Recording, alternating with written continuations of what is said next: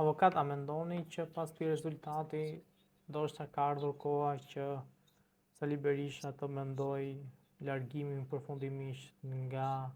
kjo parti dhe t'i lërë, po themi, kandidatët e tjerë të garojnë në një garë të ndershme dhe t'jetë dikush që ta marrë përsipër dhe një herë Partinë Demokratike duke reformuar dhe ndoshta ta bëjë dhe një alternativë serioze për shqiptarët dhe shqiptarët t'ja besojnë në Partinë Demokratike drejtimin e Shqipërisë.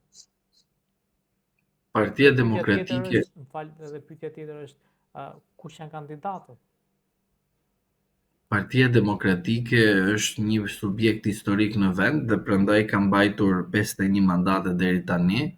Pra humbje që ka është humbje e madhe, por ajo që unë shikoj është që ka siguruar të paktën listën e sigurt në të gjithë vendin, që do thotë lista e mbyllur. Partia Demokratike do të jetë opozita e ardhshme, po do të jetë pjesë e opozitës së ardhshme.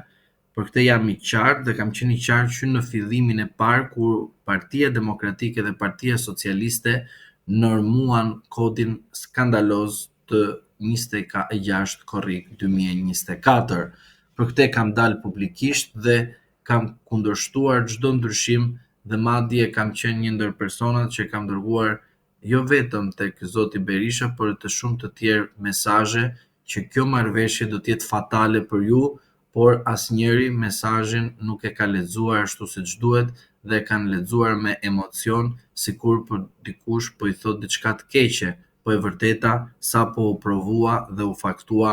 me zë dhe figurë me rezultatin skandaloz. Për sa i përket figurave të cilët un kam propozuar para zgjedhjeve dhe në shpadhjen e listave, gjithashtu është tek YouTube-i juaj,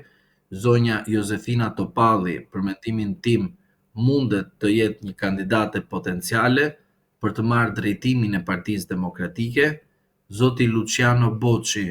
edhe ai një kandidat potencial për të marrë drejtimin e Partisë Demokratike. Unë do të thoja më shumë për zonjën Josefina Topalli, për arsye se ajo është shumë vite larguar nga politika dhe u rikthy dhe nuk ka ndonjë përgjegjësi të cilën mundet të mbajë ajo një peshë në përgjegjësinë e keq qeverisjes ose më mirë keq drejtimit të Partisë Demokratike. Ndërsa për zotin Luciano Boçi mendoj se ai ka gabime të cilat nuk e di a do të ketë mundësi ti korrigjojë dhe ti përmirësojë në të ardhmen, po pse jo mos të kandidojnë këto dy figura që janë një figura të mira në kuptimin e qasjes publike, në karakterin e tyre, por edhe me personalitetin e tyre. Zoti Luciano Boçi dhe zonja Josefina Topalli, për mendimin tim, duhet të dalin përpara demokratëve dhe të i thëjnë atyre që ne jemi shpresa duke respektuar gjithmonë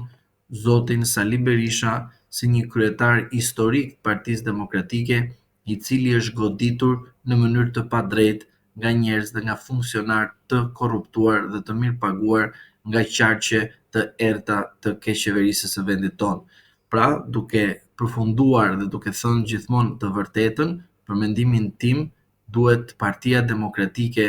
të kërkojë, ose më mirë zoti Berisha të japi dorëheqjen e tij brenda 72 orëve dhe brenda muajit tjetër, qershorit, korrikut, patjetër Partia Demokratike të shkojë drejt zgjedhjeve të brendshme për zgjedhjen e kryetarit të ri, sepse qytë dy kandidatët janë deputet të Parlamentit të Shqipërisë dhe unë mendoj që e mira e tyre është të dalin me program dhe mos të kemi manipulime. Dhe pas zgjedhjes së kryetarit apo kryetares së re të Partisë Demokratike, duhet ai kryetar që do të jetë të hapi partinë. Partia Demokratike nuk është hapur, po thjesht është mbyllur rreth vetes. Dhe ky ka qenë qëllimi dhe objektivi që ka arritur Partia Socialiste. Gjithashtu, Partia Socialiste është e mbyllur, po nuk ka konkurrencë. Prandaj tragjedia në Partinë Socialiste do të vijë më vonë, aty kur konkurenca nuk do të ekzistojë dhe atëherë do të flaket njëri dhe tjetri në mënyrat ashtu siç flaken edhe sot, duke përdorur drejtësinë, ndërsa në Partinë Demokratike debati, dialogu dhe vota duhet të jetë ajo e cila duhet të jetë mbi të gjitha dhe në fund fare të përfitojë një subjekt historik që është Partia Demokratike. Zoti Zhllima, mund të ndodhë që Lulzim Basha të kërkojë edhe një herë rikthimin e tij në Partinë Demokratike?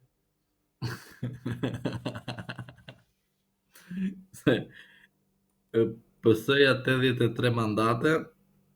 PS-ja 83 mandate kanë ardhur si pasojë të mos marrjes në pjesë në zgjedhje lokale në djegjen e mandateve. Rikthimi i zotit Basha me këtë koalicionin euroatlantik nuk prodhoi me sa shikoj unë mandate dhe unë mendoj se zoti Basha iku nga politika shqiptare në këto kushte që jemi, në këto momente që jemi, dhe zoti Basha vetëm ka ndihmuar Partinë Socialiste për të shkatruar Partinë Demokratike. Prandaj zoti Basha nuk ka më asnjë mundësi për asnjë të drejtë të futet në Partinë Demokratike. Unë mendoj se zoti Basha i dhuroi zotit Rama pushtetin absolut duke tërhequr nga çdo lloj funksioni publik që në 2018-ën, 2019-ën edhe me marrëveshjen e famshme të 2020-s në atokon amerikane, por në drejtimin e një sorosiane jurikim. Sa mendon që i duhet Partisë Demokratike që të reformoj veten duke ricikluar figurat e vjetra dhe të rikthehet si alternativë për shqiptarët? Unë mendoj në rast se ka vullnet dhe mos shkojmë tek kjo krimi droga dhe kam thënë edhe tek ju disa herë që Partia Demokratike duhet të hapet rreth vetes, por të hapet edhe përtej vetes. Ajo mund të vendos veten e saj në shinat e duhura të zhvillimit dhe të hapjes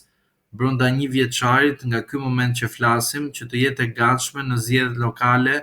të 2027-s. Partia Demokratike në rast se nuk bën atë që duhet të bëj, hapjen dhe ftesën e figurave publike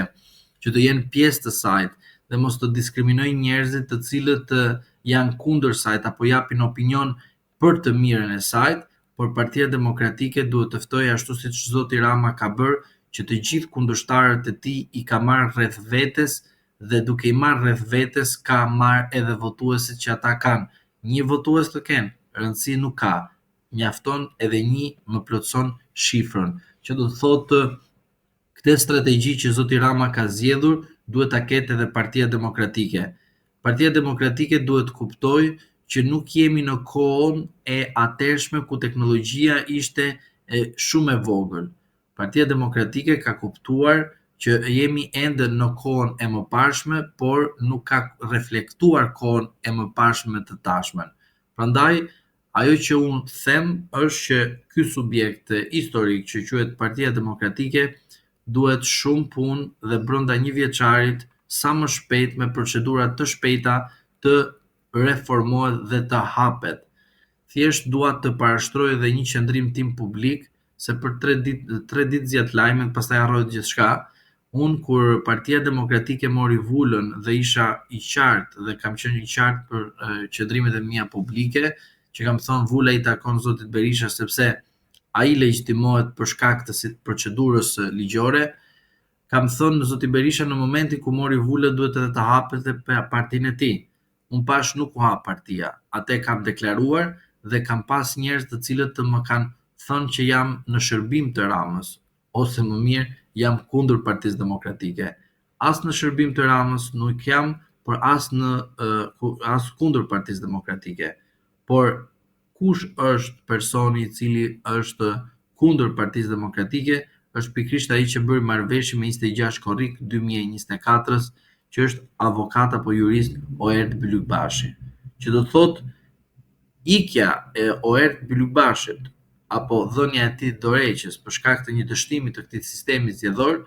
do të hapi, do thoja, atë reformimin e figurave të reja. Zoti Noka normalisht nuk prodhon dot asgjë, zonja Albana Vokshi nuk prodhon dot asgjë, Zoti Flamur Noka nuk prodhon dot asgjë me arrogancë, edhe njerëz të tjerë të cilët janë në listën e mbyllur, nuk e di tani se nuk i mbaj mend të gjithë, po thjesht figura më të spikatura që thojnë që kanë bërë manipulim atëherë kur ishte Lul Basha dhe thot publikisht se kur nuk ka ndodhur asgjë dhe këtë e akuzon zotin Rama për manipulime të mundshme, nuk mundet të prodhojnë kurrësesi një shpresë, po thjesht mund ta marrin Partinë Demokratike si një subjekt për të i përfitimet personale. Prandaj unë nga kjo humbje nuk shikoj që do të ketë ndonjë problem të madh Partia Demokratike në aspektin e numrave, pra është subjekti i dytë garues në vend. Por ajo që unë shikoj është që Partia Demokratike nuk ka ende arritur pjekurinë politike për të bërë një garë të ndershme brenda vetes. Dhe shpresoj që zoti Berisha duhet të dalë garantor që të garantojë zgjedhje të lira e të barabarta në Partinë Demokratike dhe jo thjesht të ndershme në Partinë Demokratike.